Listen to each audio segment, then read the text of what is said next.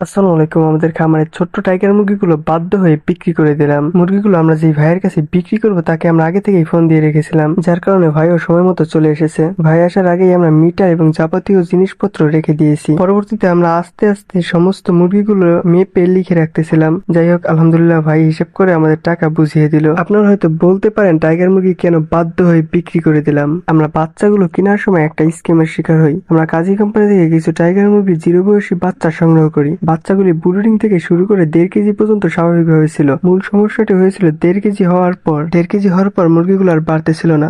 আমরা অনেক ধরনের ওষুধ এবং অভিজ্ঞ লোকের পরামর্শ নিয়েছি, তাতেও আমরা কোনো সমাধান খুঁজে পাইনি। পরবর্তীতে আমরা জানতে পারি কোম্পানির বাচ্চাগুলি বেশিরভাগ লোকই রোস্টের জন্য পালন করে থাকে, তাই বাধ্য হয়ে মুরগিগুলো বিক্রি করার সিদ্ধান্ত নিয়েছি। আর একটা গুরুত্বপূর্ণ কথা হচ্ছে, আমরা যখন কোনো জিনিস পালন করি ন্যায্য দাম দিয়ে কিনতে হয়, আর যখন বিক্রি করতে যাই তখন শুরু হয় মহামারী, অর্থাৎ মানুষকে তেলানো লাগে। আজকের ভিডিও এই পর্যন্ত। সবাই ভালো থাকবেন। আসসালামু আলাইকুম ওয়া রাহমাতুল্লাহ।